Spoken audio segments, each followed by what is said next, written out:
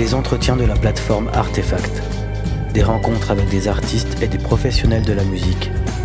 Un rendez-vous proposé par la laiterie. Bonjour à toutes et à tous et bienvenue à ce nouvel épisode d'Entretien à la plateforme. Aujourd'hui, la thématique, c'est le booking ou l'art de trouver des dates de concert. Cet entretien, c'est avec Ananda Garcia. Bonjour Ananda. Bonjour. Donc cet entretien est en public. Merci à la Péniche Mécanique de nous accueillir aujourd'hui. Merci à vous tous d'être présents ce soir, si nombreux. Et puis sans transition, je vais me dire quelques mots sur toi, Ananda. Donc aujourd'hui, tu travailles chez Caramba Culture Live. Cette agence de booking représente plus de 170 artistes dans tous les styles de musique. Ça va de Matt Sizer, Cash Savage and the Last Drink, Rodolphe Burger, 3 cafés gourmands. Donc il y a vraiment une large palette d'artistes qui sont représentés chez eux. Et toi, tu t'occupes plus particulièrement du catalogue blues, funk, soul.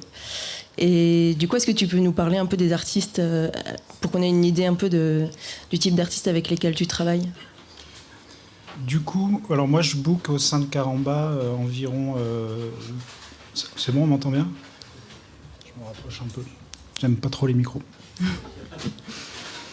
C'est pour ça que je fais booker d'ailleurs, parce que j'aime pas monter sur scène. Je book 25 projets environ. Historiquement, en fait, dans Caramba, il y avait différents pôles esthétiques. Je vous expliquerai après. Moi, je suis rentré chez Caramba en 2019 en tant que Nueva Onda, qui était une structure effectivement qui faisait des musiques du monde et des musiques afro-américaines. Et avec le temps, du coup, moi, je me suis entre guillemets limité aux musiques afro-américaines, même américaines dans l'ensemble, avec un peu de folk aussi. Et je book 1 ou 2 projets qui sont plus dans l'entité Caramba, c'est-à-dire Rodolphe Burger et Swad Massy, qui sont un petit peu hors du catalogue, sur lequel je suis juste booker. Je vous expliquerai après la différence entre booker, chef de projet et tout ça et tout ça. Et mis à part ce travail dans le booking, tu es aussi manager ? Alors je suis aussi manager, je suis manager d'un groupe qui s'appelle San Salvador, donc il y a une petite pause là entre 2 albums, un groupe de Corrèze et qui fait des musiques du monde un peu vocales, un peu peps on va dire. Et je manage depuis 6-7 mois un groupe qui s'appelle Meule.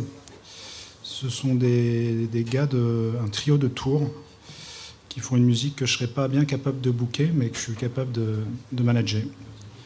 Et je vous expliquerai après ma vision du management. Et on peut y aller tout de suite, peut-être. Parce qu'apraprès, on va beaucoup parler de booking. Sur le management. Sur le management. Alors du coup, moi, quand je manage des artistes, parce que j'ai commencé... la première artiste que j'ai managée, j'avais 20 ans. Et du coup, j'ai appris pas mal de choses, mais mon expertise, elle est quand même centrée sur le booking. Et du coup, quand j'intègre un groupe, on forme un peu, alors avec 1, 2 ou 3 musiciens ou un seul, une sorte de collectif de management. Et moi, le but du jeu, en fait, c'est que je fais émerger les envies, je synthétise tout ça, et après, on se fait une feuille de route. Et du coup, moi, je fais le suivi de la feuille de route en disant, est-ce qu'on a des partenaires pour ça ? Comment on va financer ça ? Du coup, je suis un peu la personne qui va chercher qui fait émerger les envies et qui questionne quant aux outils qu'on va créer pour mettre en place toutes ces envies, quoi. Donc c'est un travail surtout de mon côté très réflexif. C'est pas moi qui vais présenter le groupe à Nagui par exemple, mais du coup c'est plutôt un travail de structuration qui pour moi est super intéressant parce que c'est vraiment, par exemple avec Meul, là ça fait 6 mois qu'on discute très régulièrement et on vient enfin de se mettre d'accord sur la feuille de route, comment on va diffuser le projet, comment on va créer le projet sur 2024, 2025 et 2026. Mais du coup, ça nous a pris 6 mois. J'aurais un peu du mal à vous expliquer, mais c'est beaucoup d'échanges, beaucoup de remises en question de chacun. Et voilà, donc c'est vraiment... Pour moi, manager, c'est structurer la pensée, quoi. Pas dans son aspect philosophique, hein, mais pragmatique. Structurer le projet, c'est ça. Objectif, moyen, calendrier. Etc. Exactement. Ouais. Et de chercher aussi d'autres personnes pour entourer le groupe. Exactement, la plupart du temps, en fait, et vous le savez certainement, je pense qu'il y en a pas mal qui vous êtes artistes, et la plupart des groupes, moi, que j'ai accompagnés, c'est comme ça aussi que j'aime faire ce métier, c'est qu'ils ont déjà, sans le savoir, ou sans que ça ait été identifié, à peu près tous les partenaires autour. le pote super bon en vidéo qui fait des super vidéos, le copain qui a un label pas très connu mais qui sait presser des CD, etc., etc. Donc c'est vraiment de reconnecter tout ça et en fonction, moi, après, de faire marcher mon réseau ou sinon d'être ambitieux et un peu proactif, c'est-à-dire trouver un label que je ne connais pas, mais quand on sent en fait qu'il y a un objet artistique qui est fort, il ne faut pas se gêner d'aller contacter les plus gros labels parce qu'on a parfois, et moi ça m'est arrivé, des grosses surprises. Donc on n'a pas besoin de connaître tout le monde. Il faut qu'on ait un objet artistique qui soit le plus abouti possible. Et après on cible les personnes ou les structures avec qui on a envie de travailler. Ok, et du coup, si on passe sur ta casquette booking, ta première expérience professionnelle dans la musique, est-ce que c'était justement dans le booking ou c'était autre chose ? Alors moi, le truc qui a déclenché, ça a été une suite d'événements, mais moi je suis un amoureux des musiques traditionnelles du monde au départ. Quand j'avais 18 ans, je suis parti, j'ai fait un projet qui permettait à des jeunes de 16 à 18 ans de partir 5-6 semaines à l'étranger avec un projet précis. Et moi je suis allé au Maroc étudier la musique des Gnawa du Maroc. L'année d'après, je suis allé à Bamako étudier les musiques mandingues. Et suite à ça, du coup, j'ai fait des rencontres. 2 ans après, j'ai produit un CD de musique Gnawa au Maroc. Et 3 ans après, j'ai produit une artiste, j'ai managé une artiste que j'ai un tout petit peu diffusée, mais à l'époque, j'étais plutôt du coup manager, attaché de presse, un peu tout, quoi. Et j'ai tout, c'est ce que je vous dirai plus tard, c'est que j'ai tout appris sur le tas et qu'en fait, on est tous en capacité de tout apprendre. C'est un peu plus long. On fait beaucoup de conneries, je vous en raconterai. Mais j'ai un peu appris en faisant des erreurs, quoi.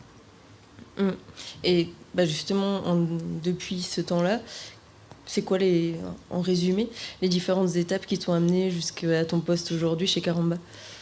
Ça a été... ça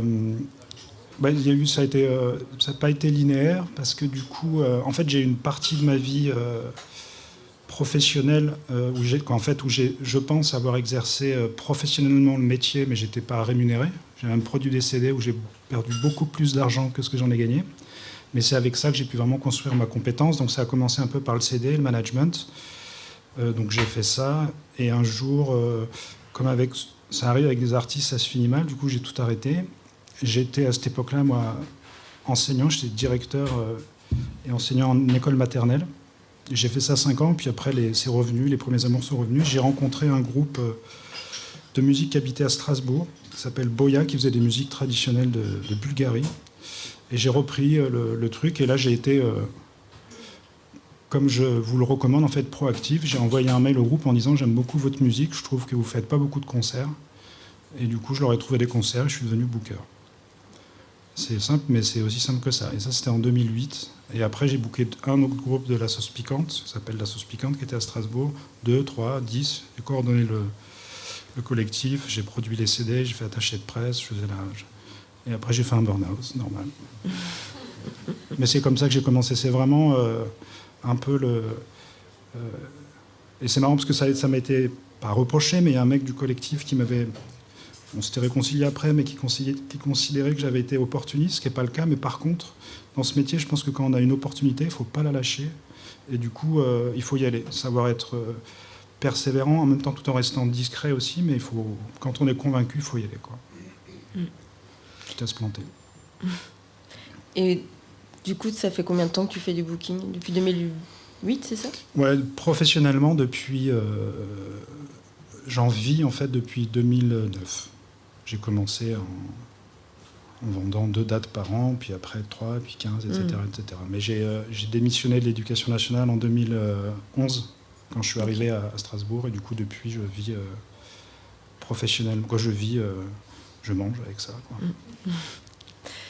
J'ai oublié de préciser qu'il y a un micro qui est au fond de la salle, chez Louis, avec la casquette là-bas. Du coup, si vous avez une question à poser, si vous voulez bien aller chercher le micro chez lui.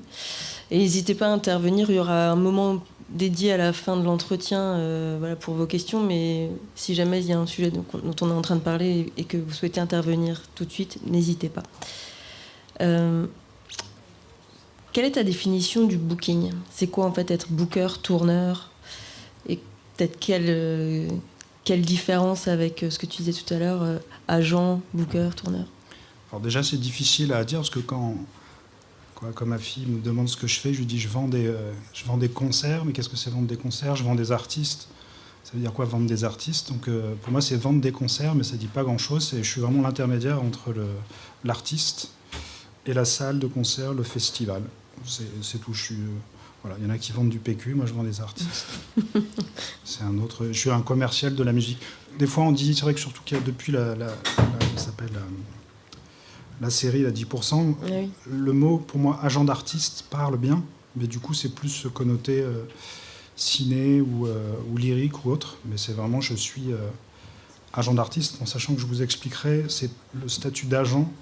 C'est pas tout à fait le même boulot que producteur, tourneur, quoi. Je vous raconterai un peu les différentes... ce qui diffère, en fait. Donc je vends des groupes. Oui, parce que du coup, la place de l'agent, du booker, il n'est pas compris de la même manière si on parle à un producteur de spectacle, à un organisateur de spectacle ou à un lieu de diffusion. En gros, dans le jargon réglementaire, avec les licences 1, 2, 3 pour voilà, les producteurs, organisateurs, diffuseurs. Est-ce qu'il y a une place du tourneur dans ce jargon réglementaire-là? Alors, tourneur, c'est un mot en fait assez global. On appelle ça un mot valise, dans lequel, effectivement... du coup, moi, c'est vrai que là, on va parler quand même beaucoup de mon expérience. Tout ce que je vous dis, c'est ma vision, moi, du métier. Et à travers mon expérience, je pense que vous allez voir un autre booker d'ici, vous l'avez déjà vu. Il y aura pas, ce sera peut-être pas du tout le même délire. Mais du coup, nous, en tant que Caramba, et moi, en tant que booker, Caramba est producteur de spectacles. Et moi, sur mon catalogue, on produit certains artistes. J'en ai 5-6, la plupart du temps même exclusivement les artistes français. Et être producteur, c'est on prend les risques financiers. Et donc on a en charge seul les déficits et on partage les bénéfices. Et sinon, je suis agent avec tous les artistes internationaux. Et du coup, là, pas de risque financier. Le seul risque que j'ai, c'est de passer du temps à ne rien trouver. Quand je vends un concert, je prends ma commission et je propose ça à l'artiste, qui l'accepte ou non. Et après, il tourne. Donc, c'est pas le même. C'est pas les mêmes. Tout quand on voit des artistes, des gros artistes en France, les gros artistes américains qui débarquent, ils ont des agents en France, mais qui sont que agents. Les producteurs, ils sont aux États-Unis, où c'est eux-mêmes qui sont, ils ont des managements qui sont eux-mêmes producteurs. Donc, agent, on est vraiment intermédiaire, au même titre que l'agent dans 10%. Tourneur, booker, à travers le mot quoi, derrière le mot producteur, c'est un engagement qui est pas du tout le même, quoi. On peut signer des contrats, et même s'il n'y a pas de contrat, il y a des deal mémo qui dit on s'engage à vous accompagner sur au moins un album, voire 2, voire 3. Et c'est pas tout à fait le même métier.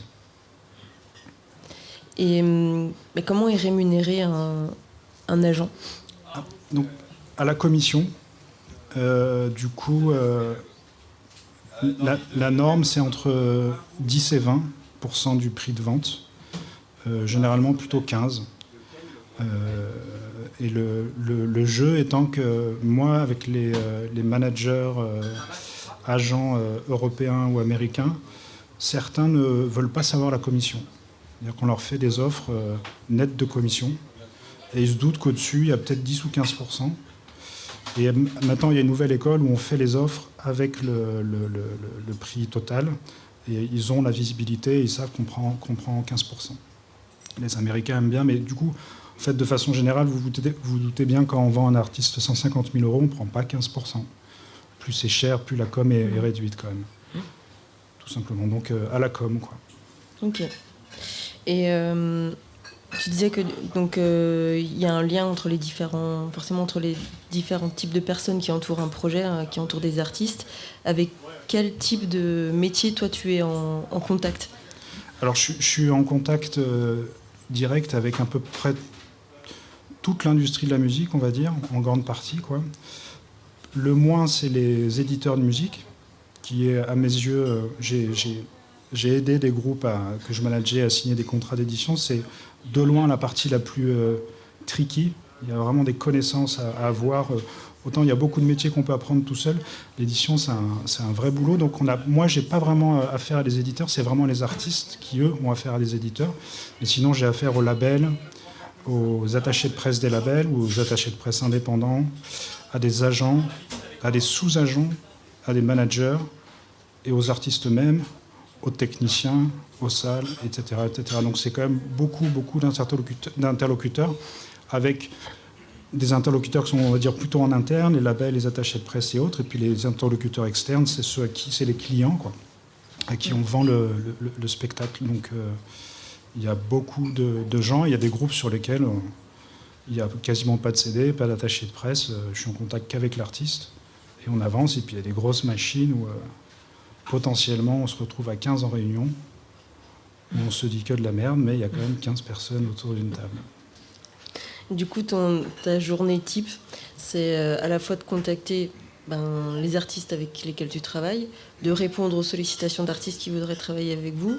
Comment ça se passe chez Caramba, en gros, le lien avec les artistes? Est-ce que vous recevez directement des choses à écouter, ou comment ça se passe, le choix des artistes, les sollicitations? Alors moi, je vais partir de mon cas, comme je vous disais, particulier. Du coup, j'ai travaillé pour une boîte qui s'appelait Nueva Onda, qui était basée sur Gignac, mais moi je bossais en télétravail comme actuellement, qui faisait des musiques afro-américaines et puis un peu de world music. Et du coup, on a intégré Caramba en 2019 et mon boss est parti à la retraite en 2023. Et du coup, moi j'ai récupéré tout le catalogue que j'avais déjà un peu enrichi, entre guillemets, de groupes français que je produis. Quand je dis je, c'est Caramba, c'est pas ma thune. Alors je me rappelle plus la question. C'est en gros, est-ce qu'il y a des artistes qui t'envoient des sons à écouter, des propositions, des sollicitations? Oui, alors ça dépend des périodes, mais en fait on reçoit des propositions de labels français ou d'autres pays, des propositions de managers qui ont plusieurs artistes, de propositions d'artistes qui ont d'autres projets. Du coup on reçoit des propositions de toutes parts, des fois 0 pendant 3 semaines, et aujourd'hui j'en ai reçu 4 par exemple. Du coup, c'est vraiment, on est quand même pas mal sollicité. Et à l'époque, parce que quand j'avais parlé, j'ai pas souvent fait ce genre d'intervention, mais j'avais dit que je disais qu'à l'époque, de toute façon, c'est plutôt les tourneurs qui contactaient les artistes. Et en fait, non, c'est pas du tout vrai. C'est vrai qu'on reçoit beaucoup de sollicitations, mais à certains moments de l'année, on les écoute. Et moi, personnellement, je les écoute à peu près tous. Et je réponds pas, généralement. Par contre, je réponds aux propositions qui me plaisent, quoi. On en reçoit. Voilà. Aujourd'hui, j'ai reçu des trucs qui étaient vraiment pas terribles, ou du rap, ou des trucs où je suis absolument incapable de savoir si c'est une grosse bouse ou si c'est du génie. Je sais pas. Je vous en enverrai, vous me direz peut-être que c'est fabuleux. Et de l'autre côté, du coup, tu es en lien avec les clients, donc les programmateurs. Et donc tu disais, tu es en lien avec quasiment toute la chaîne, quoi. Donc la programmation avec laquelle tu fais les négociations. Et ensuite, tu es en lien potentiellement avec les régisseurs, les techniciens, par rapport à la fiche technique, j'imagine. Alors du coup, à Caramba, en fait, on a la chance d'être une grosse structure. Du coup, on est une 40aine de personnes. Et c'est vrai que du coup, ça m'a permis, moi, de développer tous les métiers que je faisais avant seul. Du coup, il y a de plus en plus de métiers dont je suis assez éloigné. Donc, tout ce qui est... donc, moi, en fait, sur un projet type, on va dire je suis chef de projet, c'est-à-dire que c'est moi qui conçois le budget, qui va montrer qui nous dit on va faire 70 concerts, on va faire une production à Paris, on va faire une résidence de création qui va nous coûter 20 000 €. Et on planifie tout ça, on a un coût plateau à la fin et on sait qu'on va avoir un atterrissage à la fin du projet qui est à moins 10 000. Donc là, je suis chef de projet. Après, moi, je book ce projet. Donc là, le seul but dans ma vie, c'est de trouver les dates, avec un prix qu'on a établi, qui est défini par le budget, ce qu'on appelle le coût plateau. Donc ça, c'est quelque chose dont je n'avais pas vraiment connaissance, où je n'avais pas mis de mots dessus, mais c'est primordial, c'est le prix qui nous dit qu'en dessous, on perd de la thune, au-dessus, on gagne de l'argent. En fait, en termes de négo, c'est peut-être on verra tout à l'heure, c'est un élément essentiel, c'est-à-dire qu'on n'est pas les vendeurs de tapis, il y a quand même un prix sous lequel on perd de l'argent. Donc moi, on a fait ce budget, je vends un concert. Une fois que le concert est vendu, je dispatche, j'envoie le mail des confirmations. Donc en fait, là, je vous montre le process, mais ça va vous montrer en fait quelles sont les différentes fonctions une fois que le concert est vendu. Je mets dans la boucle une administratrice, donc elle qui finalise le contrat avec l'organisateur, avec des infos que je lui ai données. Dans la boucle, il y a une chargée de production qui, elle, va être en lien avec l'équipe technique et les artistes pour préparer, pour que les artistes arrivent à l'heure le jour du concert avec le bon matériel. Il y a une chargée de promo qui va faire tout le lien entre le groupe et la salle sur l'envoi des éléments, le fait qu'il y ait des affiches, de valider les interviews, etc. etc. Après, il y a l'équipe billetterie aussi, mais qui fait le suivi des remplissages. Mais bon, moi, ça me concerne moins, parce qu'on fait quand même beaucoup de concerts. Si, ça me concerne un peu, mais en tout cas, on arrive à avoir une visibilité sur tous les remplissages. Et après... Et puis après, c'est à peu près tout. Puis après, il y a le concert. Et après, il y a le concert, ouais, c'est le plus important, bien entendu. Avec le résultat financier aussi. Voilà, avec donc des commissions avec des artistes étrangers, et puis avec des résultats qui sont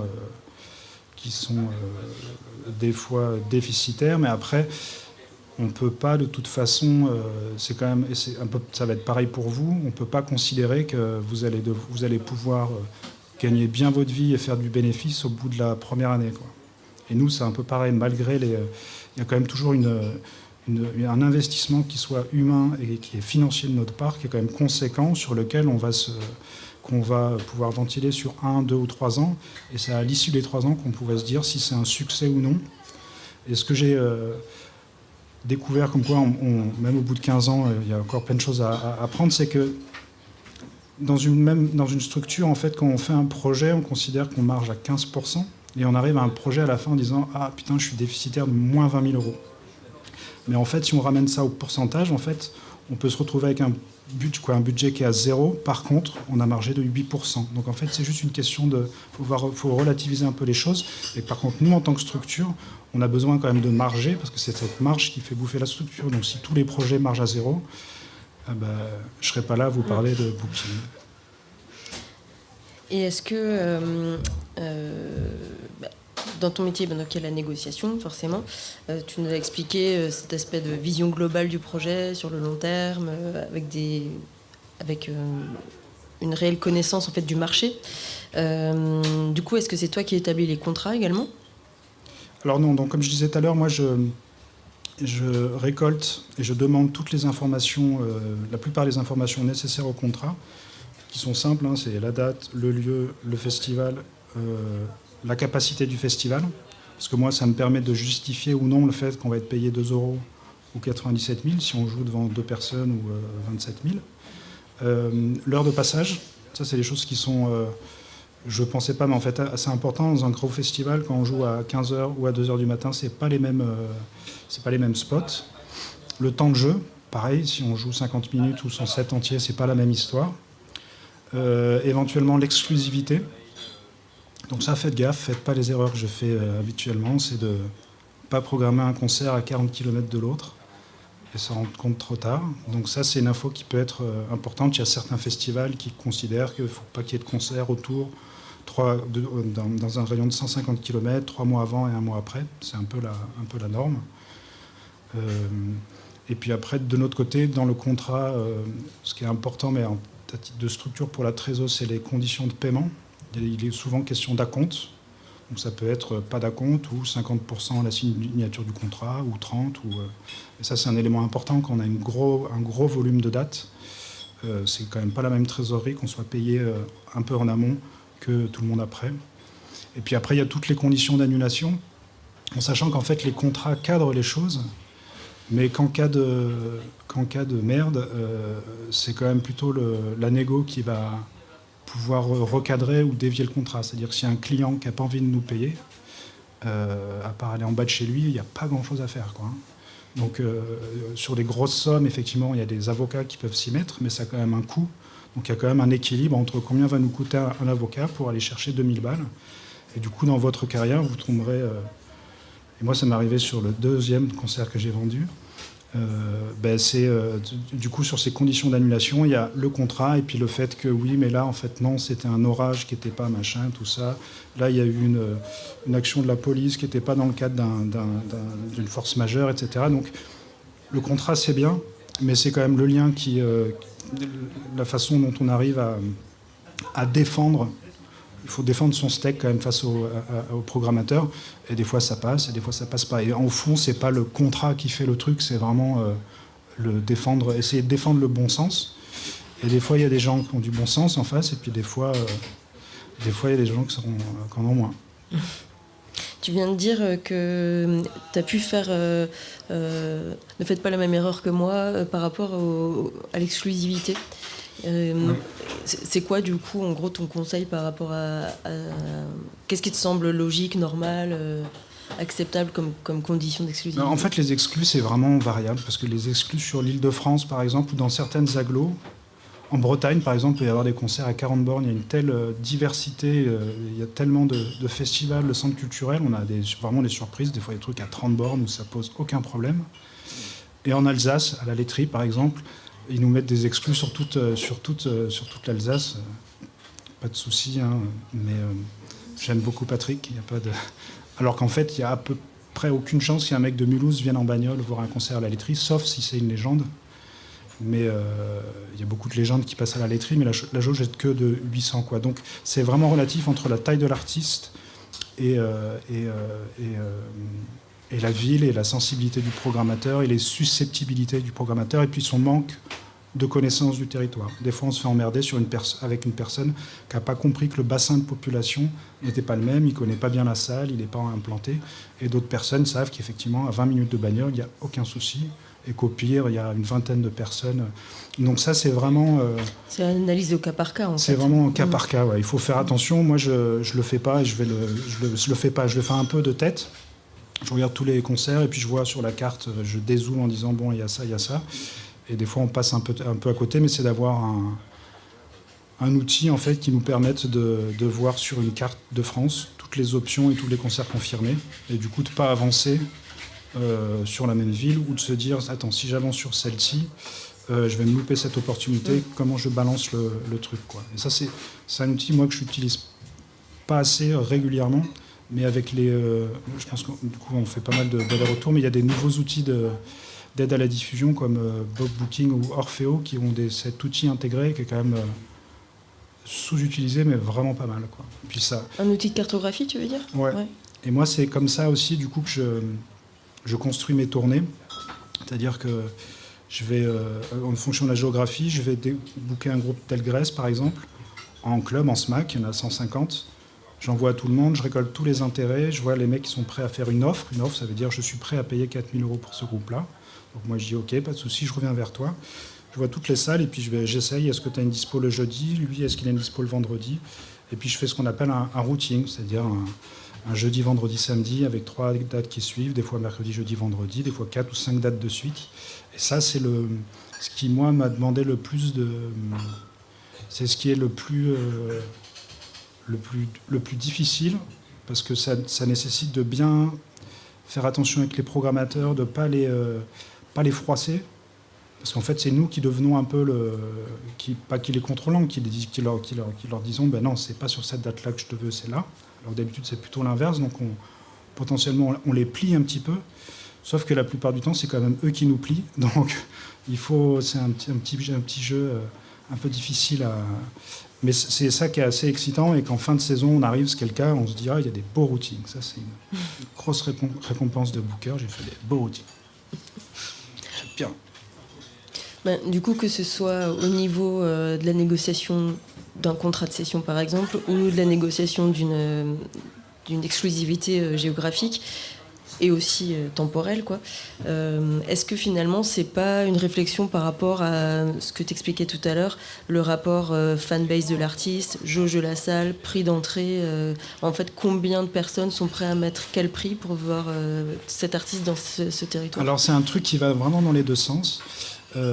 Du coup, moi, la spécificité, c'est que je travaille donc dans les musiques afro-américaines, historiquement avec pas mal de groupes des États-Unis, où en fait, assez connement ou pas, on considère que ce qui est rare est cher. Et du coup, moi, j'ai quand même beaucoup de groupes que tu peux avoir. On est 4-5 tourneurs, et du coup, c'est les groupes qui valent cher. Donc là, on leur attribue une valeur de façon totalement arbitraire. Des fois, moi, je fais des trucs, je dis, bon, je le tente à 8 000, et puis on me propose 3 000, donc je me dis, peut-être cette 8 000, c'est trop cher, je réadapte. Donc sur les Américains, c'est un peu... parce que moi, j'ai des artistes, je vais prendre Fred Wesley, par exemple, il n'a pas fait d'album depuis 15 ans, sa photo de presse, elle date de 1983, donc on n'est pas du tout dans les trucs followers, machin, donc c'est un peu, on se dit, lui, je vais pouvoir le vendre tant. Et ça, je ne fais pas ça, moi, c'est que j'ai eu du mal, en fait, quand je suis arrivé au niveau du prix de vente, à me dire, donc une fois qu'on a fixé ce prix qu'on estime être le bon, après, des fois, l'agent nous dit non, mais c'est pas du tout ça, puis on leur dit, mais moi, c'est ce que ça vaut, en fait. C'est-à-dire qu'on peut estimer un prix, mais après, on voit ce que ça vaut. Si on se prend que des vents, on se dit que c'est trop cher, je pense que ça vous est déjà arrivé. Et du coup, une fois qu'on a fixé ce prix, moi, je me fixe 2 prix. Le prix que je vends en club, sur une jauge qui est un peu plus petite, on va dire entre 300 et 600. Sur lequel je justifie qu'elle est un peu plus basse parce qu'en fait, on n'a pas les mêmes fonctionnements en club qu'en centre culturel. C'est moins subventionné, quoique, mais en tout cas, il n'y a pas de système d'abonnement. Et en club, on remplit sur son nom. Donc, c'est aussi c'est pas les mêmes économies, quoi. Et du coup, j'ai un prix festival et centre culturel qui est le même.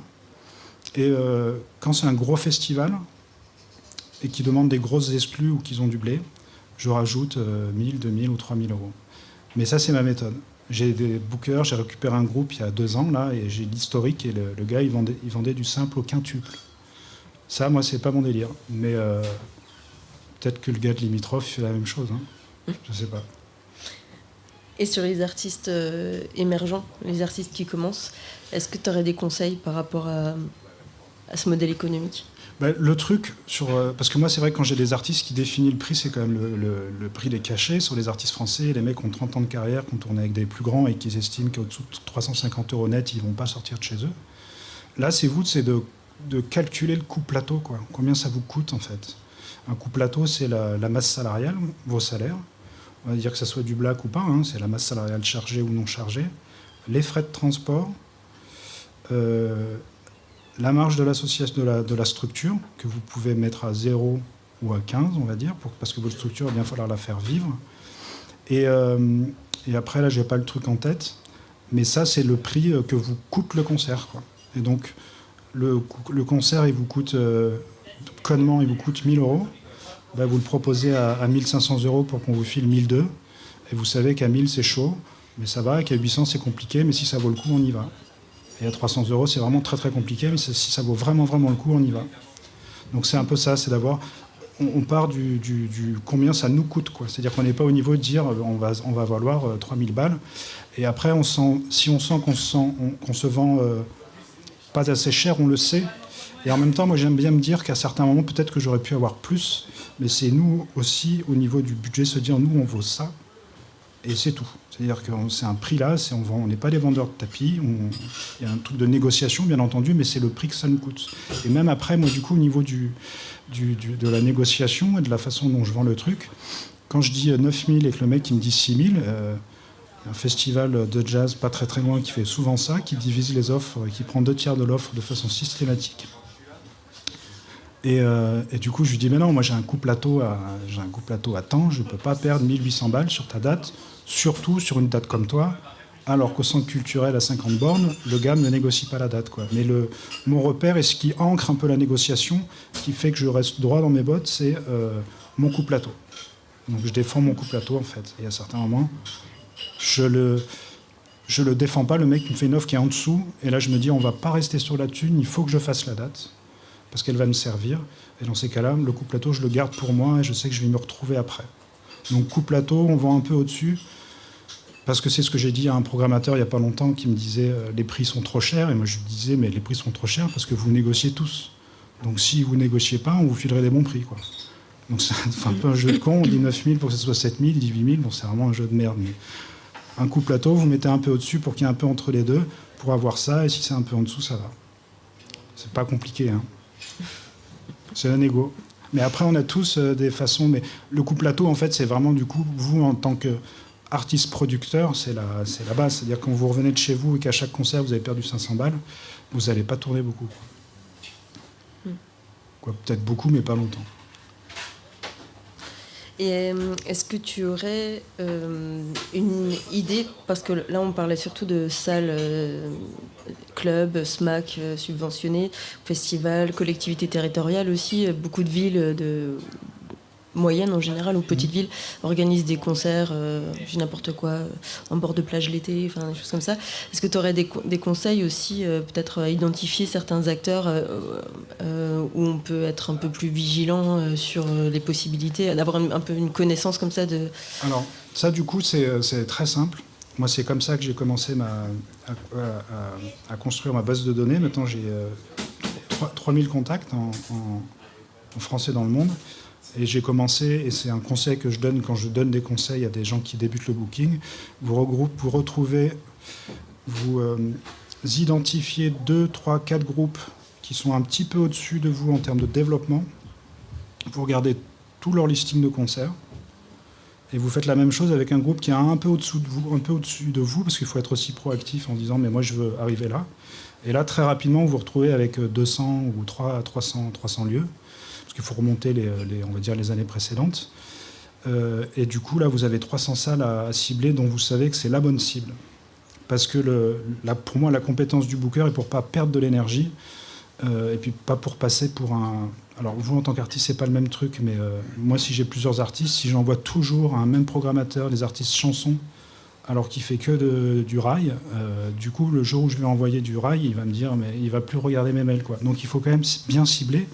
Et pour vous, en fait, moi j'ai 3000 contacts, mais ils ne sont pas tous exploités. Si vous avez déjà 200 ou 300 contacts et vous savez avec certitude que c'est là que vous pouvez jouer, ça fait déjà du taf, quoi. Et après, ces contacts à l'intérieur, donc il y a des festivals qui sont un peu difficiles, où on a un peu du mal à se dire putain, qui c'est qui programme. Et là, il faut être tout le monde fait ça, hein, sauf quand on est dans une autre structure, une grosse, où on peut s'échanger un peu les 06 ou les mails qui n'apparaissent pas sur Internet, mais on peut trouver toujours le nom du programmateur et on fait des essais avec les mails, prénom, point, machin, nom, point, truc.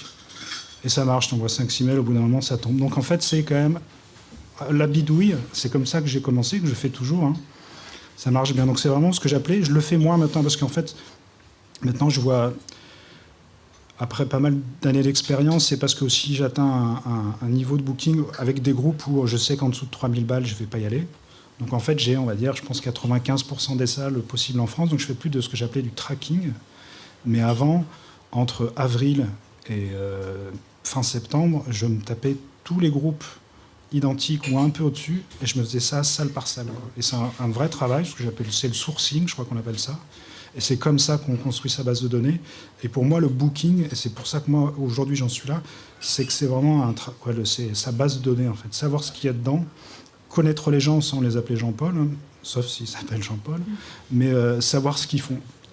Et que du coup, une fois qu'ils sont bien identifiés, plutôt qu'envoyer le truc à la MJC de Manosque, alors qu'en fait, elle n'existe pas depuis 10 ans, quoi. Ce que je fais aussi parallèlement, mais du coup, voilà. Donc il n'y a pas besoin d'avoir 2000 contacts.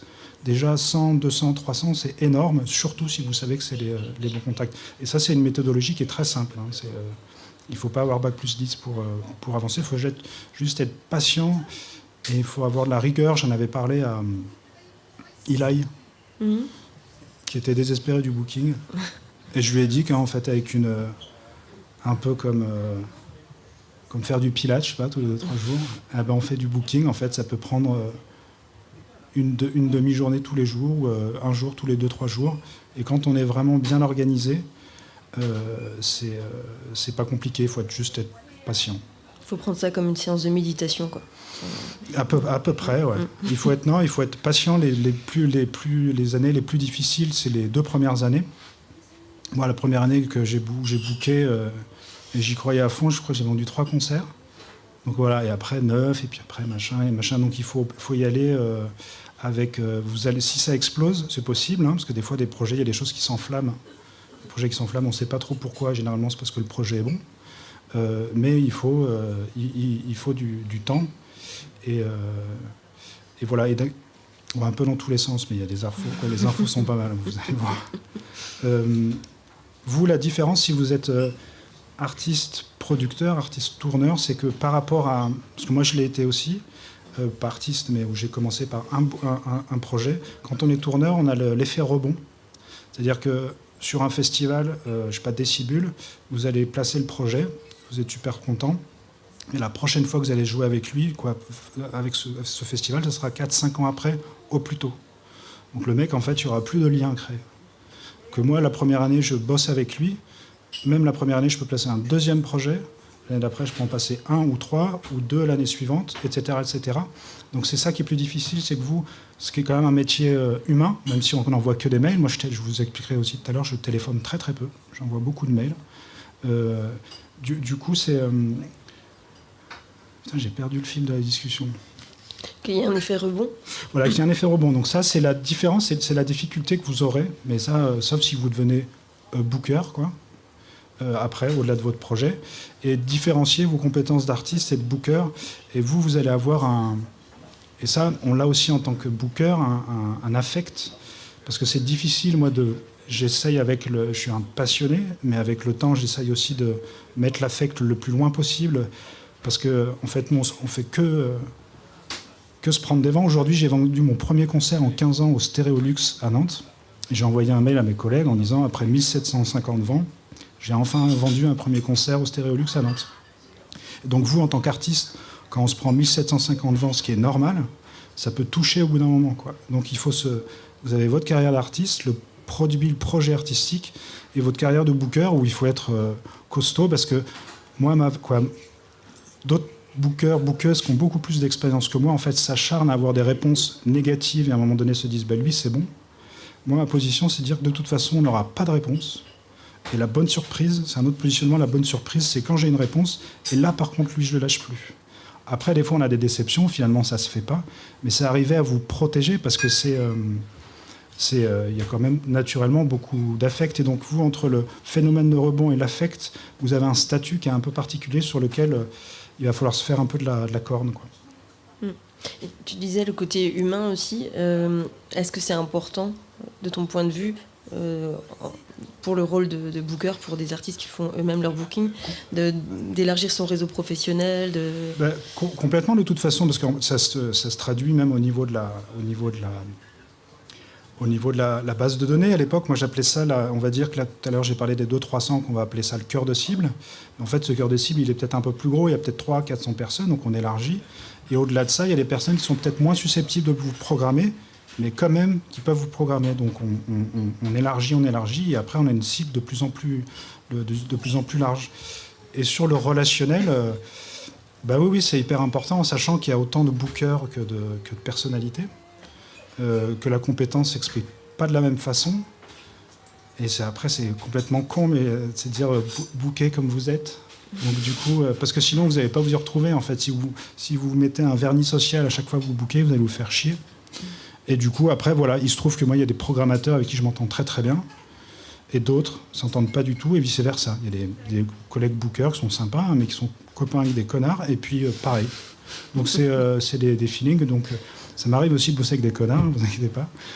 Mais du coup, il faut rester ce que vous êtes. Mais par contre, on peut être, et je l'ai constaté, un très bon musicien et un très bon booker en même temps. Il y a des artistes, il y en a une sur Strasbourg qui s'appelle Tartine, qui est une chanteuse pour enfants. Et elle, c'est une bookeuse, alors je ne sais pas si elle le chante encore, c'est une bookeuse de folie. Elle a construit des tournées en scène nationale, et elle n'a pas de base de données, machin, elle avait un cahier. Et elle prenait des notes, quoi. Sa base de données, c'était son cahier. Donc il n'y a pas de méthode, elle a une personnalité qui est superbe, il y en a d'autres qui font que ça à la tchatch. Faites en fonction de comment vous le sentez, puis en fonction des retours. Si vous prenez que des vents, changez un peu, quoi. Alors ce matin, j'ai mis un message sur Instagram pour que les gens puissent poser des questions au cas où ils ne puissent pas être là ce soir. Voilà. Et du coup, j'avais 2 questions qui sont revenues. C'est qu'est-ce que devrait comprendre le mail de présentation idéal ? Alors là, il y a débat. Parce que, pareil, autant de bookers, de bookeuses et pas les mêmes pratiques. Il y en a déjà qui envoient assez peu de mails, en fait. Et il y en a qui envoient des mails avec des gros pâtés. Moi, j'envoie pas de newsletter déjà. J'envoie que des mails donc personnalisés avec une phrase, un lien vidéo ou 2, un lien audio s'il y a, des extraits de presse et les dates, et c'est tout. C'est-à-dire que considérer que si la personne a besoin d'avoir plus, il nous demande. À l'époque, moi, où j'ai commencé, on nous demandait les dossiers de presse. Donc, je passais 2 heures à faire des autres dossiers de presse, plus même 2 jours, 3 jours. Vous, peut-être que je sais qu'il y a une question là-dessus qui arrive. Pour moi, avoir un dossier de presse, c'est vraiment après, quoi. C'est-à-dire que c'est vraiment le jour où on vous le demande. Vous faites un dossier de presse, et puis après, c'est savoir ce qu'on met dedans aussi. Parce que si on n'a pas... je sais, voilà. En tout cas, moi, les dossiers de presse, ça a jamais été un support de diffusion. Parce que... alors, peut-être il y a des liens, mais sinon, c'est une pièce jointe, c'est chiant. Les mecs, ils reçoivent plein de mails, et moi, en fait, ils ouvrent le mail, il y a une phrase, ils cliquent, ils savent que c'est moi qui envoie un mail, qu'il y a une phrase, et ils cliquent, et ça va très vite. Et voilà. Du coup, j'avais fait voilà. Le modèle, je vais même pas vous l'envoyer, vous l'avez, hein, c'est une phrase, 2-3 liens et des extraits de presse. Et c'est tout. Tu mets pas de bio dedans, dans ton mail? Non, parce que je pense que sur la première étape, si l'artiste est connu, en fait, ils la connaissent ou ils en ont rien à foutre. Et savoir que... Tu vois, bon, après, là, je commence à booker Dirty Deep, qui est de Strasbourg. Et du coup, moi, personnellement, mais c'est ma personnalité de booker, j'ai absolument pas envie de dire qu'ils viennent de Strasbourg, qu'ils habitent le Tsungo, etc., etc. Ça m'intéresse pas. Ils font du blues, du heavy blues, et puis je sais même pas ce que j'ai mis. J'ai réfléchi un moment, hein, pour mettre ça en une phrase. Il faut que ça soit bien, structuré, que ça soit pas. Et puis voilà. Après, le mec, s'il en veut plus, il demande. Quoi. Ou il va dans les liens de presse, mais généralement, ils n'ont pas besoin de plus. Moi, je vends pas du saucisson, je vends de la musique, donc le mec, il faut quand même qu'il écoute. C'est-à-dire que je vends pas au téléphone en disant, tu verras, c'est super, il y a des likes, machin. Je vends un projet artistique. C'est-à-dire que le premier truc que je veux, c'est qu'il ait un lien live où il voit que l'artiste de 0 à 4 minutes 30, ça joue, et qu'après, on parle du reste s'il veut après. Donc c'est vraiment mon seul objectif. Rentrer et à votre niveau, je vous le recommande parce que je sais que tu parlais des likes et tout. Moi, je viens pas des musiques actuelles, donc je sais pas. Ce que je sais effectivement, c'est que maintenant, avec les esthétiques, les musiques urbaines ou autres, c'est pas du tout la même façon de programmer. Qu'effectivement, si on a je sais pas combien de followers, c'est quand même beaucoup plus facile à vendre. Moi, je vends pas du tout comme ça. Je suis pas dans la même esthétique, mais au début, de toute façon, vous aurez pas a priori 90 000 abonnés sur Spotify. Donc, il faut bien rentrer par quelque chose. Les mecs qui sont en face de vous, il y a des erreurs, mais il y en a quand même qui ont des oreilles. Et du coup, c'est de les attirer sur le truc artistique. Parce que moi, quand on me contacte en tant que booker, des fois, je suis super content d'apprendre qu'il y a un entourage et tout, mais moi, j'ai déjà pris des artistes qui m'avaient envoyé une maquette, quoi. Juste parce que c'est bon, en fait. Les programmateurs, ils font la même chose aussi. Et c'est comme ça qu'il y a des mecs qui se disent, moi, je sais que j'ai le public, lui, il n'est pas connu, je vais pouvoir le placer à tel ou tel endroit. Voilà. Et du coup, le mail pour contacter des bookers, dans l'espoir d'être signé chez eux, c'est la même chose? Pour moi, ça serait la même chose. Parce que le gars, si, il va dire, il va écouter, dis-moi en plus. Là, tu lui en dis plus, quoi. Mais si tu mets, pour moi, hein, si tu le tartines trop... et je te demande Dirty Deep, c'est Victor qui m'a écrit ça. Et il a écrit 3 lignes avec 2 liens. Je fais, lui, il est bon. Et du coup, j'ai signé. Non, mais c'est que la musique était bonne. Mais en fait, savoir je sais pas trop... mais ça, c'est personnel, en fait. Ouais. Moi, ça m'intéresse pas. Ça peut mettre un peu en perspective... mais c'est un positionnement. On avait reçu, par exemple, un artiste qui s'appelle JP Bimeni, qui vient du Burundi, qui fait de la soul music, qui est vraiment un super artiste. Et il a été... ce qu'on a découvert, la presse l'a présenté, en fait, il était un descendant de la famille royale, et il a subi plusieurs tentatives d'assassinat, des trucs un peu violents, et la presse avait mis ça en avant. Et moi, par contre, j'en ai jamais parlé. J'ai juste parlé d'un artiste du Burundi qui faisait de la soul music. Donc tout dépend ce que vous voulez... Si votre projet il est artistique, moi je parle d'artistique. Et j'en parle pas trop, du coup je fais écouter, quoi. Et bien, la deuxième question, du coup, tu l'as un peu spoilé, mais qu'y a-t-il donc dans un dossier de presse idéal? Alors, je sais pas. J'en faisais avant, mais j'ai les EPK aussi, je sais pas si ça existe, toujours. Je sais pas du tout. C'est pas un outil que toi tu utilises? Non, non. Les dossiers de presse, moi il y a les revues de presse qui nous sont envoyées par les attachés de presse. Mais après moi les revues de presse, en fait j'en ai pareil pas besoin. Je prends moi-même en fait les trucs que je trouve sur Google en fait. Je vais écouter une émission de radio et puis je retire une phrase importante Et tu mets France Inter avec les 3 mots qui te trouvent intéressants, etc. etc. Et puis, mais un dossier de presse, pour moi, c'est l'étape d'après. Ouais. Et franchement, ça arrive... mais même au début, hein, moi, là, ça n'arrivait pas beaucoup, quoi. Mais après, bon, voilà, pareil, peut-être que d'autres bookers vous diront que c'est primordial. En tout cas, moi, j'y arrive très bien sans. Et vivez-le bien, quoi. Si vous n'en avez pas, il n'y a pas de catastrophe. Est-ce que tu pourrais nous partager, je sais pas, un truc un peu drôle qui t'est arrivé, une expérience? Il y en avait beaucoup. Ouais. Il y en a beaucoup, mais toujours même. Alors, j'ai réfléchi parce que le premier, parce que ça me faisait rire, c'est... Bon, je ne vais pas vous raconter les soirées arrosées, mais le premier concert que j'ai vendu, de l'artiste malienne, j'avais envoyé... donc là, je débutais, et là, pareil, j'y allais sans filet, mais j'étais vraiment un bleu de chez bleu. Et donc, quand on envoie une proposition, c'est quoi? C'est contrat de session, 4 000 €, plus frais de transport inclus, plus hébergement, plus repas, plus etc. etc. Et donc moi je mets plus hébergement, et puis il m'envoie, moi j'avais pas précisé, puis il m'envoie un truc avec écrit, moi je lis 2 singesses. C'était single en fait. Et moi j'avais pas... Et j'appelle le mec en disant, Frédéric, c'est quoi les singesses? Et donc il me dit, Nanda, c'est la première fois que tu vois un concert. Je lui ai fait oui. Et du coup, on se croise toujours et il se rappelle de moi. Je suis le mec au Saint-Gest. Donc j'en ai fait plein des comme ça. Le concert d'avant que j'avais vendu, où on se dit tout à l'heure, on parlait d'Acompte et tout, il y a le premier concert de cet artiste, pareil, que j'avais vendu. Je passais de bar en bar à Grenoble où j'habitais. Je demandais 100 € qu'on ne me filait pas d'avance. Et à la fin du concert, c'était dans un restaurant. Et finalement, à la fin, elle m'a filé 20 €, quoi, en pièces de 2. Et du coup, je me suis retrouvé comme un con avec les pièces de 2, parce qu'il n'y avait pas eu assez de monde. Donc là, c'est pareil, les premiers échecs en disant...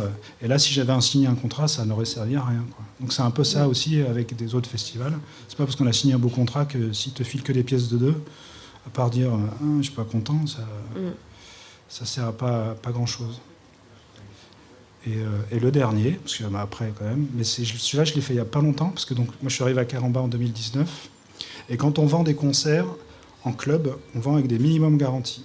C'est-à-dire qu'il y a un montant, le programmateur nous fait un budget, et il sait qu'au bout de 430 places, lui il va être à l'équilibre, et au-dessus de ces 430 places, on répartit le bénéfice. 50-50, 70-30, 80-20, ça dépend. Ça s'appelle un minimum garanti, on dit un MG. Et donc moi je vends ça à un artiste de soul qui s'appelle Don Bryant, à un programmateur qui était à l'époque programmateur des Eurocaines, qui maintenant fait 10-15 festivals, qui est un peu Dieu. Et il me dit c'est quoi le MG? Et moi je sais pas ce que c'est le MG, comme un con je demande pas, alors que pour la première fois de ma vie j'avais plein de ressources après, quoi. Donc je lui dis le prix en contrat de session, que je vendais à 10 000 € alors que c'était un inconnu, donc c'était une escroquerie. Et donc je lui dis ça, MG 10 000. Et là, il m'envoie chier, et du coup, moi, c'est Dieu qui m'envoie chier, quoi. Je dis, oh putain, merde, comment je vais récupérer le truc? Et donc, je lui ai fait un truc, je dis, écoute, voilà, il s'appelait Christian, je lui dis, Christian, je suis désolé, je débute. Pour moi, MG, c'était matière grasse, il y a 10 jours, et du coup, voilà. Et il a rigolé, et du coup, finalement, je lui ai vendu avec un MG à 4. Voilà. Mais il fallait juste que je sache que c'est MG. Donc, faut pas avoir peur des conneries, j'en fais tous les jours, moi. Et je pense qu'on apprend par erreur. Et, par contre, il faut du temps, parce qu'on fait beaucoup d'erreurs, on apprend beaucoup, etc., etc. Donc voilà, c'est 3 petites anecdotes. J'en ai fait, il y en a d'autres aujourd'hui. Il y avait une question que je voulais poser tout à l'heure. Bon, alors c'est vrai qu'on passe un peu d'une thématique à une autre, mais c'est pas grave. Est-ce que tu avais des conseils à donner aux artistes qui font leur booking eux-mêmes, pour sentir en fait à partir de quel moment ça vaut le coup d'aller toquer à la porte de Booker? Ça vaut le coup dès que vous avez un outil de diffusion dont vous êtes fier. Vous dites, moi c'est ça que je peux proposer. Alors moi j'ai des artistes qui m'ont contacté, il y en a un particulièrement, il m'avait envoyé des vidéos qui me plaisaient pas trop. J'ai quand même réécouté après, il m'avait envoyé les pré-prods de son CD. Donc qui étaient des pré-prods, c'est-à-dire qu'après il a réenregistré d'autres pistes, mais les pré-prods elles étaient monstrueuses, quoi. C'était vraiment terrible. Donc là j'ai vraiment accroché dessus. Donc en fait, ce que vous avez de mieux, alors si c'est juste une photo, ça ne va pas nous suffire par contre. Après, on vend du spectacle vivant, donc c'est quand même important pour moi d'avoir une vidéo live. Mais moi, si demain, en fait, j'ai un chanteur dans mon style de soul music qui m'envoie une vidéo guitare-voix dans sa chambre et que ça sonne de 0 à 4 minutes 30 terrible, je lui réponds. C'est-à-dire qu'il n'a pas besoin d'avoir 1000 followers ou 10 000 ou machin et d'avoir un entourage, le manager de trucs. Après, c'est parce que je suis dans ce style-là. Mais en chanson française, c'est le même truc. C'est-à-dire qu'il y a des artistes, Pomme, Oshi, elles ont commencé comme ça. Ça a commencé dans leur... Donc c'est juste que vous nous donniez accès à votre matériau artistique le plus abouti à l'état auquel vous en êtes. Plutôt que... Là, j'ai reçu tout à l'heure 2 vidéos où les gars avaient fait des live sessions. J'aime beaucoup ça. Moi, c'est ce que j'ai recommandé d'ailleurs à Dirty Deep, c'est d'avoir c'est le top, en fait. Pour moi, en fait, c'est-à-dire qu'on a souvent des vidéos live, mais les vidéos sont filmées de loin. Du coup, on n'a pas accès à vous. Et du coup, filmer plutôt comme si vous étiez dans un concert ou sur un plateau. Le top, c'est pas vraiment avoir de micro, en tout cas ou en tout cas pas de casque, pas faire enregistrement et qu'il y ait une caméra qui soit proche de vous. Comme ça, on sent un peu, ça sent la transpi, ce que je dis moi. Et du coup, plutôt qu'un clip où il peut y avoir des beaux clips qui sont accrocheurs, mais c'est pas parce que le clip il est bon que sur scène vous êtes bon, quoi.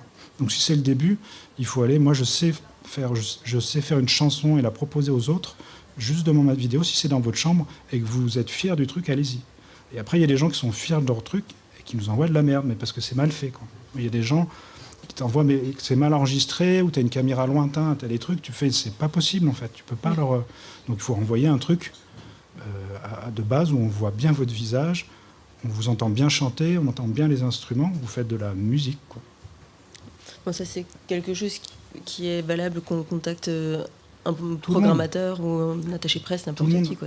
Le premier investissement, c'est le plus important. Si vous avez de l'argent à perdre, c'est dans une live session. Pour moi, c'est vraiment ça. Après, j'ai une autre, quoi. Chacun son... Et moi, c'est vraiment là-dessus que je travaille. Même quand j'ai des live sessions, il y a une fonctionnalité que vous devez connaître sur YouTube où tu peux choisir à quel minutage tu commences la vidéo. Et du coup, moi, je travaille vraiment là-dessus. Quand le gars, il clique, il y a vraiment le morceau qui commence à l'endroit que je souhaite. Et comme vous faites du live, on a besoin de voir ça, même si c'est le même morceau que vous avez super bien enregistré en CD, c'est bien de mettre les deux, tu vois, c'est bien. Mais moi, le premier lien que je mets, généralement, sauf si la vidéo est nulle, c'est le lien vidéo, quoi. Et là, voilà, c'est le plus important, sachant que même moi, en tant que booker, je me déplace, pour être tout à fait honnête, assez peu en concert. Il y a des groupes que je book parce qu'ils sont américains que j'ai jamais vus en concert. Ce qui n'est pas très important, parce que moi je vends des groupes à des programmateurs qui verront le concert le jour du concert. Donc c'est quand même aujourd'hui la vidéo qui donne envie aux programmateurs, donc c'est vraiment le truc primordial, quoi. C'est-à-dire qu'il y a quand même très très peu de chances qu'ils vous voient avant le concert. Et du coup, si sur 5 minutes ça ne le fait pas trop, ça va être chaud. Et si en 5 minutes vous arrivez à éveiller quelque chose chez lui, ça peut compter, mais de la même façon que quand tu envoies un label, un attaché de presse, etc., quoi. C'est d'avoir un matériau artistique d'une chanson au moins en live, bien enregistré, où vous mettez tout sur la table, quoi. Et encore une question comme ça pour savoir s'il y a des différences entre booker un concert d'un artiste pour viser une première partie ou viser une date en tête d'affiche dans une salle ou dans un café-concert ou dans un festival. Est-ce que pour toi il y a une différence où il y a en termes de négociation, en termes de manière d'aborder la relation? Bah, c'est pas le même métier, parce que moi j'ai vendu Popa de Choubi et là je vends Dirty Deep, c'est pas le même boulot, hein. Oui. Mais c'est sûr que du coup on est quand même toujours un meilleur booker quand le groupe est connu. Mais c'est un peu ça, du coup, pour placer un artiste qui vaut cher, c'est un problème de riche. C'est pas très compliqué, il y a d'autres trucs qui sont très compliqués, mais le plus difficile, c'est d'arriver à convaincre des programmateurs qu'un artiste inconnu pourrait jouer chez eux. Sur le problème des premières parties, ça c'est un problème c'est quelque chose sur tous les artistes émergents qui rentrent chez moi, ils me parlent toujours des premières parties. La difficulté des premières parties, moi mon point de vue, c'est que, et c'est quand même des trucs qui sont défendus beaucoup par les SMAC, c'est que c'est des projets locaux, qui passe en première partie, ça me semble logique. C'est-à-dire que peut-être vous allez faire une première partie à la Carto, à Reims, ou au Moloko, au Dancourt ou autre, dans le Grand Est. Mais après, d'aller jouer en première partie au Cargo de Nuit, pour le Cargo de Nuit à Arles, il n'y a aucun intérêt, en fait. Il n'est pas dans ces missions SMAC qui sont de faire émerger la scène locale. Et après, les premières parties, des fois, même en interne, moi, j'ai des artistes qui correspondraient super bien. J'ai un artiste qui s'appelle Thomas Kahn, qui est émergent, mais bon, on a déjà fait des belles choses. Et j'ai galéré en interne pour qu'il fasse des premières parties de Ben l'Oncle Soul, ou là, dernièrement, de Véronique Sanson, mais c'était une galère. Donc, vu de l'extérieur, c'est chaud. Après, je voulais appeler Victor, mais Dirty Deep, ils ont fait un truc. Je ne sais pas comment ils se sont débrouillés pour faire la première partie de... Il faut être inventif aussi, il faut être un peu créatif. Mais les premières parties, c'est compliqué. Et par contre, quand on vous le demande, parce que c'est généralement comme ça que ça se passe, un artiste qui vous pointe, un manager qui vous pointe parce qu'il a eu un coup de cœur, là, même si vous perdez de la thune, si tous les soirs, vous savez que vous jouez devant 5000 personnes, et il faut y aller, parce que c'est du droit d'auteur et c'est de la visibilité que vous n'aurez jamais, si vous multipliez le nombre de cafés-concerts. Donc quand vous avez une opportunité, par contre, il ne faut pas faire le difficile parce que vous êtes mal payé. Parce qu'une première partie, à la laiterie, comme partout, que vous soyez 10 sur scène ou 3, c'est 300 balles. Donc vous imaginez, quand vous allez à Lyon pour 300 balles et vous êtes 5 dans la voiture, c'est compliqué. Mais si vous jouez devant des salles de 6000 personnes pendant 3 semaines, il faut y aller. Il faut vendre du merch.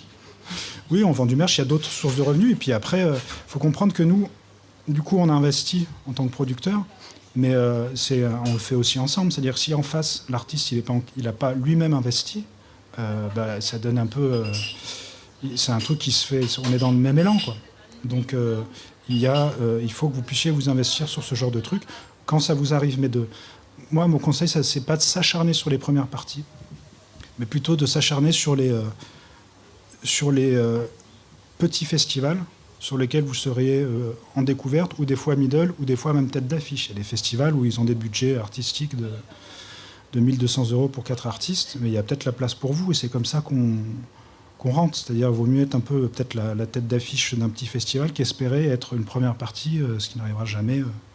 Donc, pas y aller step by step, c'est bien de viser haut, mais bien se rappeler qu'il y a beaucoup d'étapes et que de jouer à la fête de la musique, peut-être pas la fête de la musique, mais festival. Bon, voilà, je ne sais pas si vous voyez ce que je veux dire.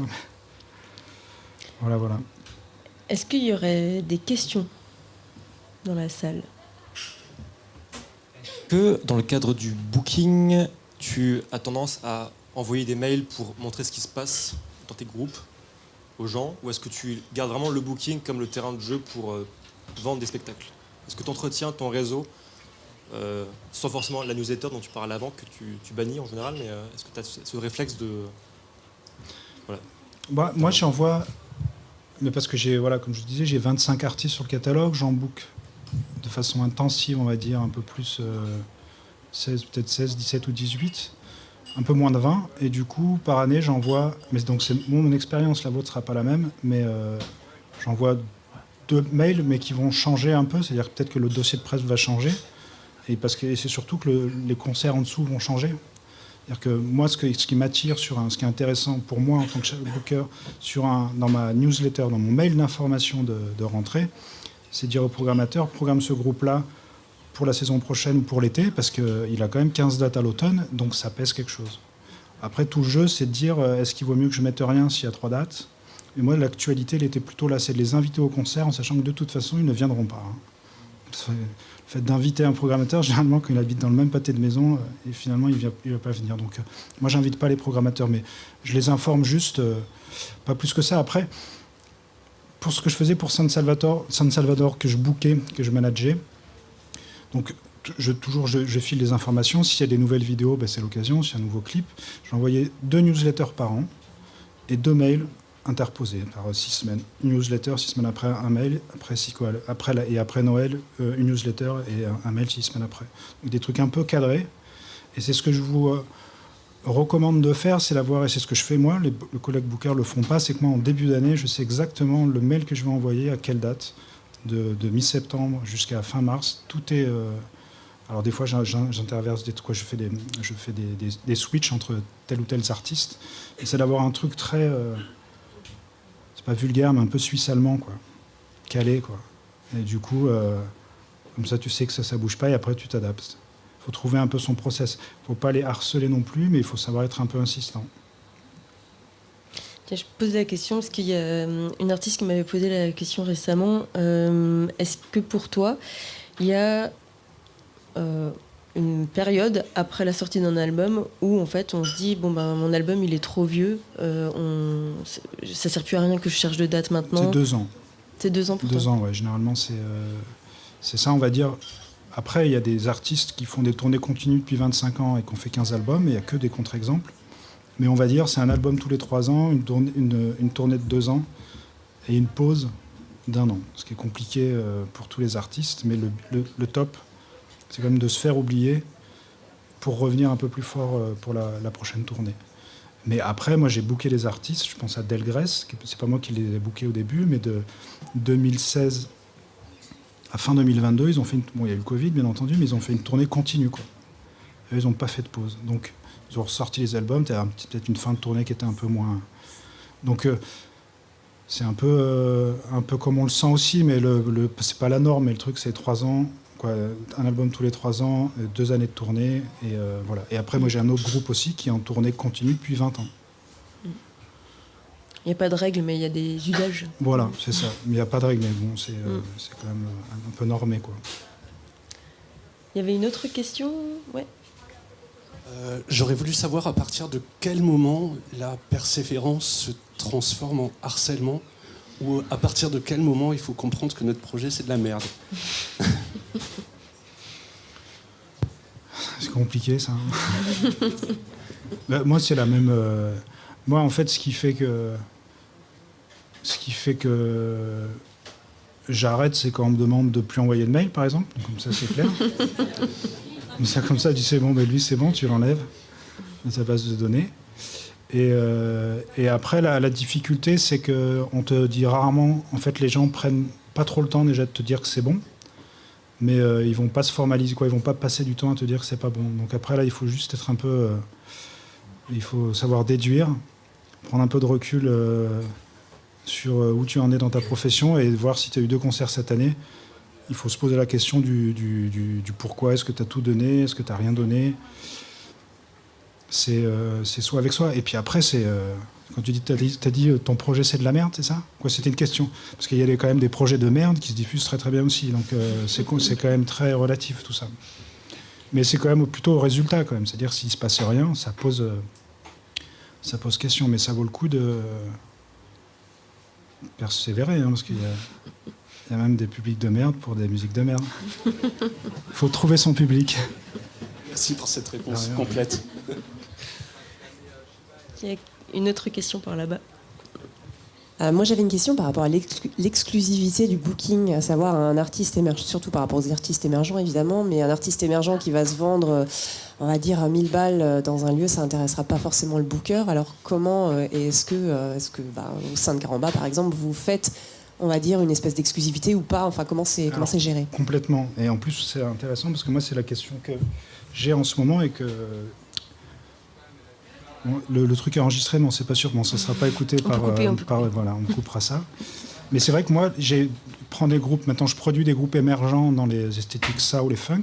J'en ai 2 que je produis et qui sont émergents, mais du coup, on est tout de suite à un niveau de session qui est beaucoup plus important et qui, eux, avaient une activité scénique très forte avant que je les prenne. Et quand je les ai pris, là, ils ont respectivement 40 et 30 dates, ce qui, dans notre métier, aujourd'hui, est quand même pas mal, avec des dates vendues, je sais pas, entre 3 et 5 000, ce qui est quand même fat. Sauf qu'avant, ils se vendaient 1500 balles. Et du coup, moi, ce que je leur dis, c'est que déjà, il va falloir que je... Et si je les vends 3 000, moi, c'est pas pour rien, c'est pour une question de coût-plateau. On a plus de charges salariales parce qu'on a une grosse structure. Et que du coup, je leur dis, je vais justifier le fait qu'avant, vous valiez 1500 et que maintenant, c'est 3005. Donc ça, déjà, c'est pas évident. Donc on perd de toute façon tous les clients qu'ils avaient avant. Et du coup, je leur dis, il faut que vous vous projetiez dans le fait que si avec moi, vous voulez passer une étape, c'est aussi ma vision, mais si avant vous avez 60 concerts, il est possible que cette année, on en ait 20. Et du coup, c'est sûr que vous allez vous priver de toute une partie des trucs que vous avez déjà fait, donc d'une partie des revenus qui fait que vous pouviez avoir 42 cachets avant, et qu'avec là, ça va être plus compliqué. Il faudra faire des ateliers en école maternelle pour compléter vos revenus. Et du coup, moi, avec Dirty Deep, je l'ai vu un peu différent, c'est que ils ont un passé ils se sont construits beaucoup avec des concerts en café-concert, en rad. Et du coup, moi, je vais vendre les trucs au-dessus. Et ils feront on n'est pas dans une esthétique où c'est quand même bien roots. Et moi, je suis en capacité de dire que de toute façon, parce qu'il y a d'autres artistes qui le font, se nourrit en fait de ces concerts, on va dire, à l'étage, à niveau. Et que du coup, moi, je suis sur un autre circuit, on va dire. Mais ça, c'est super délicat parce que, en fait, on met du temps à trouver un booker. Il va mettre 1 an à pas vous trouver de date. Du coup, vous avez 2 ans sans date et le projet, il est mort. Et ça, c'est arrivé très, très, très souvent. Donc, le conseil, c'est que je vous aide à faire du booking. Mais vraiment, c'est la meilleure chose. Et parallèlement, d'envoyer des trucs, parce qu'il y a des belles choses qui se passent avec des petits, des moyens et des gros tourneurs. Car en bas, on fait des choses très, très bien. Mais c'est de signer chez un tourneur en exclusivité, ce qui est tout le temps le cas, petit, moyen ou gros tourneur, c'est risqué, quoi. C'est risqué. Il faut que la personne soit vraiment au taquet. Et puis après, même s'il est au taquet, des fois, ça ne marche pas, quoi. Donc moi, je suis toujours un peu embêté là-dessus, en disant, effectivement, tu prends un risque. Et y a un artiste là à qui j'impose une année de pause. Et il va falloir qu'il repousse des caisses pour se faire des cachets, quoi. Et du coup, c'est compliqué. Mais on n'est pas là, nous, pour se préoccuper, en fait, de votre statut d'intermittent. On est là pour développer votre carrière. Même si votre statut d'intermittent, il influe sur votre vie personnelle, qui nous intéresse aussi pour développer votre carrière. C'est un délire, quoi. Est-ce qu'il y avait encore d'autres questions ? Je me demandais, est-ce que dans le contexte actuel de baisse budgétaire dans le monde de la culture, toi, tu sens vraiment une différence dans ton rôle de booker, dans l'aspect de négociation des dates ? Est-ce que c'est plus compliqué de marger aujourd'hui, ou est-ce que, au final, ça se passe plutôt bien dans le... C'est le volume qui est moins important, parce que c'est vrai que nous, on réalise pas trop, mais en France, on est vraiment gâtés. Moi, je book des musiciens qui viennent des États-Unis, qui sont des brutes, mais il n'y en a aucun qui vit de la musique. Pour eux, du coup, quand ils viennent en France, en Europe, ils sont tout contents. Donc déjà, nous, on peut un peu vivre de la musique, mais c'est vrai que du coup, depuis le Covid, et de plus en plus depuis les dernières années, et puis même depuis que j'ai commencé le booking, il y a quand même de moins en moins d'argent, même s'il y en a encore quand même beaucoup, hein, on ne va pas se plaindre, mais c'est vrai qu'il y a quand même moins en moins d'argent, ce que je comprends aussi. Avec les coûts de l'électricité, entre fermer la médiathèque et faire moins de concerts, moi ça fait sens qu'on garde la médiathèque ouverte. Mais il y a moins de concerts et plus de propositions de qualité.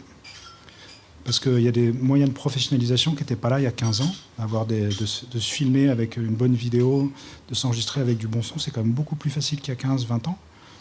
Et donc en fait, on est confronté, c'est vraiment l'offre et la demande. C'est-à-dire nous, comme vous, du coup, les gars en face, ils ont énormément de très bonnes propositions et il faut qu'ils choisissent. Et c'est ce à quoi on est confronté maintenant. C'est qu'il faut se... Alors on se dit on se bat, c'est pas parce qu'on tape le plus fort que ça marche, hein, mais c'est ça qui est dur. C'est la conséquence du moins d'argent. Mais il y a encore de la place. Il y a encore de la place. Il y avait une autre question, je crois. Ouais. Moi j'avais une question parce qu'en fait j'ai discuté avec pas mal de copains tourneurs et c'est vrai que souvent en fait les retours sont différents en fonction des expériences, donc j'imagine que tu auras ton retour à toi, mais en fait les discours changent selon les tourneurs sur le fait de envoyer un seul artiste ciblé vraiment sur un festival ou une salle, ou alors envoyer 2-3 artistes pour multiplier ses chances d'avoir un retour en fait. Et alors, du coup, je voulais avoir un peu ton retour. Là, pareil, moi, c'est vraiment... parce que ça, on en parle beaucoup. Moi, je fais jamais, sauf en fin d'année, où je mets tous mes concerts, pour montrer que j'ai booké beaucoup de concerts avec des beaux routings, je propose artiste par artiste. C'est-à-dire que, en fait, moi, ce qui me prend du temps, les groupes qui me prennent le plus de temps, c'est pas l'acte de diffusion en lui-même, c'est le fait que j'ai des retours. Mais quand, en fait, et c'est ce qui me permet, c'est-à-dire que la façon de booker, entre un artiste émergent et une tête d'affiche, elle est exactement la même. Et du coup, moi, ça m'enlève aussi en tant que booker en me disant, si ça marche pas, s'il n'y a que 9 concerts, je lui dis, mais il n'y en a que 9, mais parce que je ne pouvais pas t'en trouver 10. Et parce que je suis, entre guillemets, de gauche, je suis équitable entre tous les projets. Parce que sinon, effectivement, si tu rentres un petit projet et qu'il est tout en bas de la pile, c'est compliqué. Moi, il y a les artistes émergents que je vais booker à la rentrée, Ils seront envoyés exactement aux mêmes salles avec le même mail à la même personne. Donc du coup, après, le projet plaît plus ou plaît moins, quoi. Donc, mais ça, du coup, t'envoies en fait à une salle, par exemple, je dis n'importe quoi, au Krakatoa, tu peux lui envoyer 25 mails différents avec 25 artistes différents. c'est bien ça. Ok. Ah, ils me connaissent bien. Ouais. Ah, c'est vous. En plus, je m'appelle Ananda, je ne téléphone pas. Ils pensent qu'Ananda, c'est une fille. Et du coup, des fois, les mecs sont un peu... Mais après, il y a effectivement des centres culturels sur lesquels je peux vendre tous mes spectacles. Ouais, il y en a qui reçoivent beaucoup de mails. Mais après, les mecs, ils en ont de toute façon beaucoup. Moi, c'est pas des newsletters. Quand ils veulent plus en recevoir, ils me le disent. Moi, il n'y a pas de souci. Et ils sont là pour ça aussi, les gars. Ils sont directeurs artistiques. S'ils me disent, j'ai trop de mails, je fais, change de métier, tu vois. On a le droit quand même de les... Pas tous les jours. Tous les 2 jours, quoi. C'est pour un artiste différent. Moi, c'est pas le même mail tous les... Mais c'est un mail, un artiste, toujours. Est-ce que quelqu'un avait... Ouais. Alors moi j'ai 2 questions. Tu disais qu'il y avait une grosse partie de négociation. On sait que c'est plus facile d'annoncer du coup un prix plus élevé que l'inverse. Comment est-ce que vous savez que vous avez vendu un concert pas assez cher et comment est-ce que tu rectifies ceci par la suite? Et la deuxième question, c'est quelle est ton approche lorsqu'un artiste il est en transition, c'est-à-dire qu'il est en train de créer du contenu pour la suite. Donc on sait que potentiellement il y a une période qui est sans date. Comment tu t'organises pour la suite et comment tu vis ceci justement avec l'artiste pour justement avoir une suite un peu plus pérenne? Alors la première question, moi, ça va être une redite, c'est sur l'histoire du coût plateau, en fait. Combien ça te coûte pour payer l'équipe artistique? Combien ça te coûte pour aller sur le lieu? Combien tu évalues le coût des frais de la structure par laquelle tu développes ton projet? Et après, dedans, il y a par exemple le coût des affiches et tout. En fait, c'est un truc évident, mais je ne l'ai pas sous les yeux. Donc c'est le coût plateau qui coûte, comme je disais tout à l'heure, tu sais que c'est 1 000 €. Et tu dis 1 500 pour que le mec il te le vende, tu te l'achètes à 1 200. Quand c'est 1 000, tu sais que c'est bon. Et à 800, tu perds 200 balles. Et en fait, le truc, c'est vraiment le coût plateau. Et là, il ne faut pas avoir fait Sciences Po, c'est juste des calculs. Tu regardes ce que tu as dépensé sur les 4-5 concerts précédents et tu as ton coût plateau, quoi. Après, il y a des concerts sur lesquels le coût plateau peut être de 0. Si tu joues gratos chez tes voisins sans affiche, ton coût plateau il est de 0, quoi. Mais c'est vraiment le coût plateau qui fait que du coup, la négo, en fait... Voilà, on ne vend pas des tapis, c'est quand même très... ça sort pas de nulle part, quoi. Et sur l'histoire de la création de contenu, alors je n'ai pas tout à fait compris la question, mais moi, quand il y a un artiste qui n'a pas d'actu, pas de contenu, je le book pas, quoi. Et donc, il me rappelle quand il a une actu et du contenu. Ça ne veut pas dire qu'on ne se tient pas au courant. Là, je suis en fin de projet avec un artiste qui va faire son autre album. Je lui ai demandé, on va rester en contact. Moi, je suis très curieux d'avoir tous les trucs en cours. Même, je lui ai dit, envoie-moi les maquettes, les pré-maquettes, tout. Je veux tout écouter. On garde un lien. Et puis, on s'est bien dit qu'on voulait continuer à travailler ensemble. Mais après, la seule façon dont je peux l'accompagner pendant sa pause, justement, c'est de lui dire qu'il faut qu'il prenne un manager pour gérer sa frustration. Voilà. Et du coup, là, je lui ai proposé les services de management. C'est pas vrai. Il y avait une question juste derrière, tout au fond. J'ai l'impression que les habitudes de consommation, si on peut dire ça comme ça, ont pas mal changé en 20 ans, qu'avant on allait plus volontiers découvrir des artistes et maintenant on va à un concert pour voir l'artiste super connu sur les réseaux sociaux, justement. Est-ce que tu dirais que ton travail a évolué dans la manière de proposer justement ça par rapport au public qui a aussi changé, quoi? Non, moi c'est toujours le même boulot. Je travaille sur de l'artistique et je propose des artistes qui passent dans des centres culturels. Là, je viens de booker Laila Makala qui passe au Préau à Oberhausbergen. Donc Laila Makala, elle est vraiment pas connue du grand public. Le Préau, il y a 350 personnes, il faut les remplir. Il y a quand même des lieux, du coup. qui proposent ces musiques-là. Et à l'époque où je bookais, ça serait un petit peu plus compliqué à l'époque, où je vendais des groupes de musique traditionnelle bulgare dans des centres culturels où les gars, de toute façon, ne sont pas du tout connus. Après, il y a les trucs des gros festivals, des grosses salles. Là, c'est pas le même délire, parce qu'effectivement, quand tu joues dans un zénith, faut quand même, à un moment donné, il y a une notion de public, quoi. Donc il faut qu'il y ait 5000 personnes qui payent leur billet. Mais là, c'est un autre délire. Il y a d'autres festivals, les Eurocaines, ils font des grosses têtes d'affiche, mais il y a quand même pas beaucoup de trucs connus. À la laiterie aussi, il y a des salles, beaucoup, qui travaillent quand même sur le fait qu'ils ont un public fidèle, qui viennent découvrir un bon groupe de rock, un bon groupe de, etc., etc. Donc le travail des programmateurs, il n'est pas non plus... il y a certains festivals, ou peut-être certaines salles, ou à certains moments, mais il y a quand même beaucoup de programmateurs qui font un vrai travail artistique et de public. Et moi, je le vois en soul, c'est-à-dire qu'il y a des clubs qui, avec Fred Wesley, se prennent des gros bouillons. Il y a 150 personnes, alors que dans d'autres clubs où ils ont fait un travail sur ce style, parce que le programmateur aime ça et qu'il a travaillé son public, ils arrivent à faire 5, 6, 700 personnes. Donc c'est vraiment, il y a un travail de directeur artistique qui est fait par les salles, et c'est souvent fait assez finement en fait. Surtout en musique, il y a les gars qui font que de la prog musique, c'est des gens qui ont qui savent... je ne suis pas là pour le brosser dans le sens du poil, mais Patrick, quand il parle de la laiterie, quand il parle de musique, il sait vraiment ce qu'il fait, quoi. En termes d'esthétique, de public, de trucs, Donc, je ne sais pas si ça a vraiment changé. Par contre, voilà, c'est vrai qu'il y a... C'est vrai que c'est un peu le travail des programmateurs, mais aussi des médias, d'entretenir la curiosité. Mais sauf que les médias...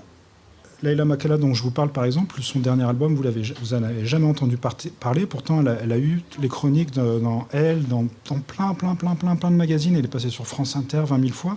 Je pourrais d'ailleurs vous sortir le dossier de presse, qui est costaud. Personne n'a entendu parler parce qu'on n'a pas les focus dedans. Et si elle joue dans une SMAC, elle fait 150 personnes. Donc, c'est ça qui est intéressant, c'est qu'il n'y a pas de recette magique. Et que du coup, tu peux un peu tout faire avec plein tout est possible. Est-ce que c'est pas finalement ce qui est un peu intéressant dans ton métier ? Oui, parce qu'en fait, s'il n'y avait qu'une seule recette, ça serait facile, quoi. Après, il faut quand même avoir des recettes, mais il y a que des contre-exemples. Il faut juste croire en son projet, quoi, et qu'il soit bon. C'est important. Donc s'il n'y a plus d'autres questions, on va se quitter sur ces mots. Soyez bons. Voilà.